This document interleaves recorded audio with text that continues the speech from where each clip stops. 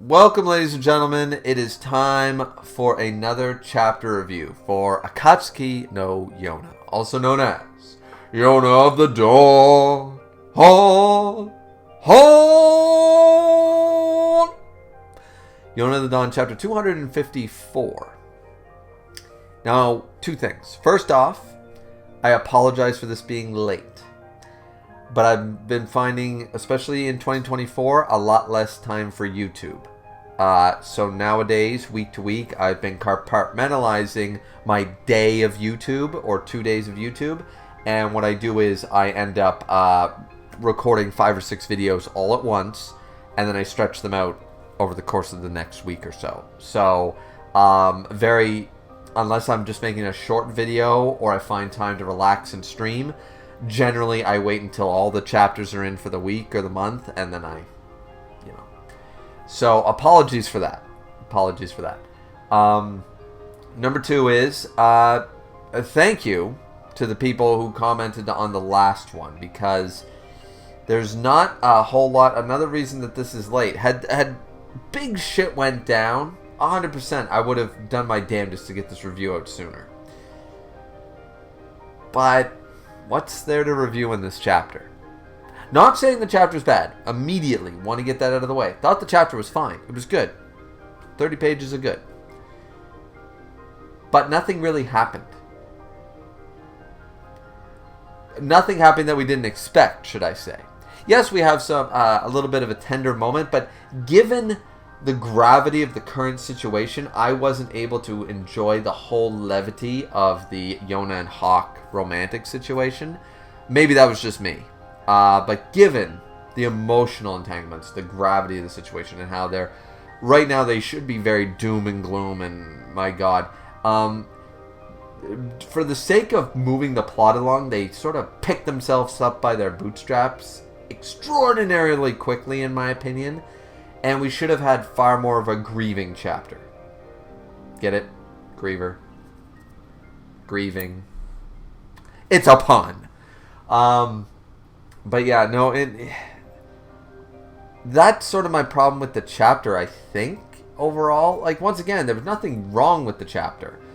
We see the happy, hungry bunch. We have an opening part where Yona is, remembering the worst day of her life, and then moving forward and stuff, and it's like now, and then they basically decide, like, what they're going to do, and they talk very logically and stuff. Though it's emotional, they talk very logically, and they basically reminisce, like, Hawk mentions the time that I've brought up many times, where he's like, you guys aren't replaceable. And he goes, well, the dragons will always be here. The little miss can't replace you. And he said, no, I don't accept that. None of you are replaceable. You're as indispensable as I am.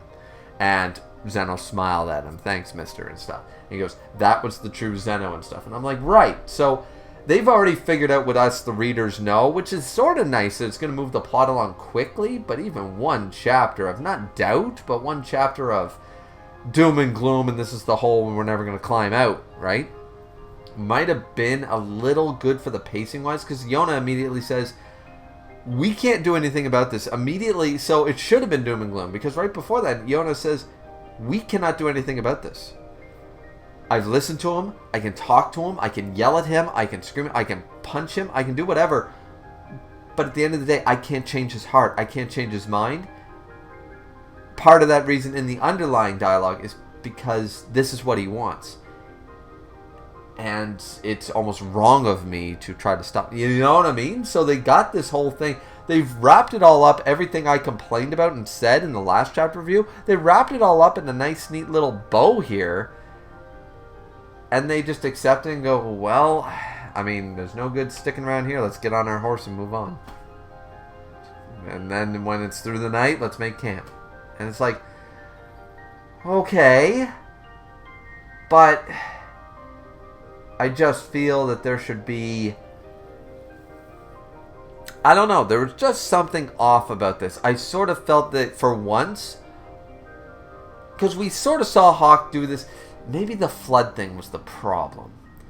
But I'd like to think that maybe a PTSD episode from Hawk would have better suited this. Or Yona shutting down again. For once, a good reason. Not the last time she did that, because that was terrible. But the good reason to shut down and just be a zombie about everything, and I guess I have to follow orders and blah, blah, blah, and do what is expected of her. That would have been better.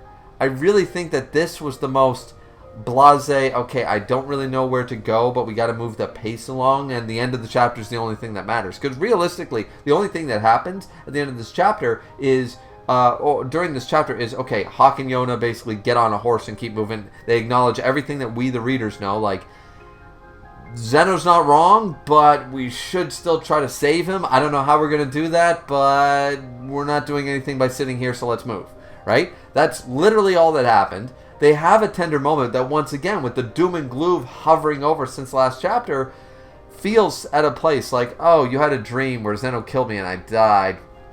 That's why you're saying you love me. No, yeah, no, yeah, no, maybe. Yeah, gotcha. Gotcha, bitch. You know? That's, I mean, it would be funny any other time, but right now it's not time for comedic moments, I guess, if that makes sense. It just feels like it's out of place. They should be together, but they should be doom and gloom. Not trying to bring anybody down, but it feels like, okay, now we're adding levity to the situation. So all our friends are dead, and our only other friend who has their souls is trying to kill them. We have no idea where he's heading to try to kill them permanently. We have no idea how to stop him because he's not actually wrong. But it's time for blushy and flowers and romance. Like, no. Just putting this out here, guys. If you have a fight on even... Alright, there's the ABCs for all the guys out here, but for the ladies too, alright? There's always the ABCs of being married. Now, younger kids leave the room because it's not gonna get graphic. We're going to be talking about doing some adult stuff, okay? So, when you do bedroom time, we're going to try to keep this as PG-13 as we can. When you have bedroom time, as a married couple does or will do, generally speaking, after so many years, once the wedding cake, there's all the superstitions. When the wedding cake is cut, when the ring goes on the finger, whatever. At the end of the day, it boils down to a man only gets the ABC. Meaning he only gets bedroom fun time 3 times a year. Anniversary, birthday, Christmas. Sometimes it's the actual gift under the tree. I don't know how that works. I still have to buy things from Macy's, but whatever. But the idea here is that that's the case. So, however, I'm just gonna, as someone who's married, been married a while and been with my wife a long time, I'm just gonna point out that even if the ABCs are true, and yeah, marriages, a stereotype comes from a certain level of truth, that if you decide, you're not guaranteed ABC. Okay, that is the mistake a lot of young married men make. You're not guaranteed it. So, if you do the flowers and the dinner and whatever thing you guys do on your anniversary, or you do the stockings for Christmas, or whatever you do the standard stuff. But you decide to have a fight with your wife on Christmas Eve or the night before your anniversary, and she's still not over it, or if you say something stupid, or you're in a fight for some reason, or somebody's sick or something like that, there's a million reasons. But my point is, here's a perfect example, going back to Yona the Dawn. If somebody just died, and it happens to be your anniversary, and your wife was really close to that individual, the chances of the old hanky-panky happening that evening, regardless whether it's your anniversary or your birthday, are kind of going from here down. Can you see my hand anymore? No. So I say all of this one time to add a little bit of runtime, because that's my review of the chapter, in all honesty. The chapter's fine, but it just feels kind of like, okay, acknowledging everything and we're out of place. But, it feels like we're adding levity and trying to make someone laugh when they're sad. It's like you don't really do that. When somebody dies, you hold their hand and let them cry on your shoulder. You don't all of a sudden say, "Hey, I know what'll make you feel better." Zip.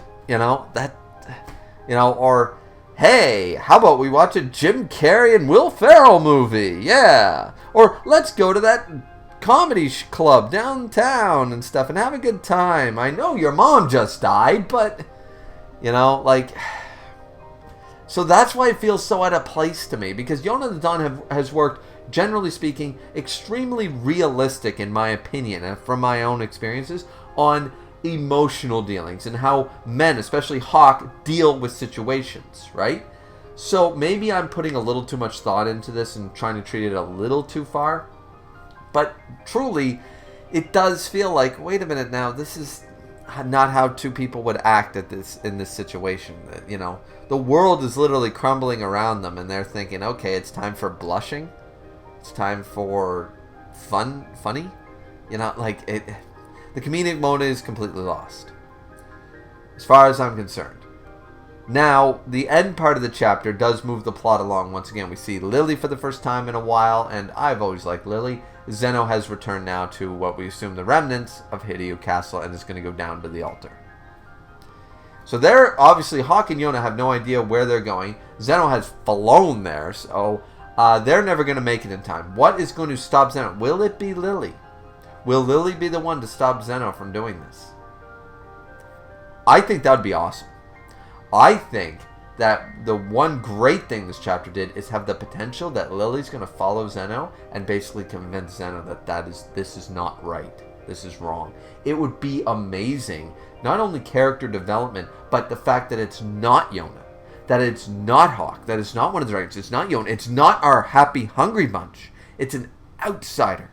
A non-main character saves the main characters. That would turn, once again, the thing that I consider very basic with Zeno, very, not so hot, from last chapter and stuff, into, okay, this is pretty good. We're doing something. We're cooking a little bit here. It ain't burning yet. So let's go. Right? So I'm quite happy when it comes to that. And as I said, once again, I think I already said it at the beginning of the review, but I had to re-record due to a quick, power thing. So I don't know if I already said it, but thank you guys very much for pushing back and fighting back on my Zeno approach. I appreciate it. I still think I'm right, obviously. I wouldn't have the opinion otherwise. But I do appreciate everyone else's perspective on the Zeno stuff. Once again, if you've read as much as I have, and this isn't fucking flexing the muscles or being like, oh, you're not learned, or no, but I'm just telling you, I've been reading since I was 3. I have wall-to-wall bookshelves behind me in the rec room and stuff. I have literal walls of bookcases filled with books. I have read over thousands upon thousands of stories. I've read hundreds of manga. I've watched thousands of movies. I am definitely a very literary person. I'm very invested in both fiction, non-fiction, and constantly seeing what's new. So, though I do appreciate a lot of your comments and stuff like that, and I'm glad you pushed back. I'm always willing for a new perspective. None of you convinced me the fact that this couldn't have been handled a little better. It was called 1,000 miles away when Immortal was first introduced, and the fact that it took them 10 years to bring it up and say, yeah, I'm the dude who wants to die, a little, a little on the nose. You know what I mean? If Romeo and Juliet has already been written, so if you write another Romeo and Juliet, it ain't gonna be a 10 out of 10, right? So in the same breath, I expected a little more out of Yona. That's all, just to summarize my feelings on the last chapter. But this chapter, though another basic, once again, feeling off to me. It shouldn't be like this. This shouldn't be the case. The end part is extremely intriguing, and I think that Lily being the one to convince Zeno not to go forward and do this would be a huge, unexpected twist for the better. So I am looking forward to chapter 255. What did you guys think? Let me know, and gals, let me know what you think of this down in the comment section down below. Don't forget to like, comment, and subscribe as always. And we'll see all of you next time, hopefully a little earlier next time for chapter 255 of Yona the Dawn. Looking forward to it. Hope you guys are too. See you back next time. Sayonara.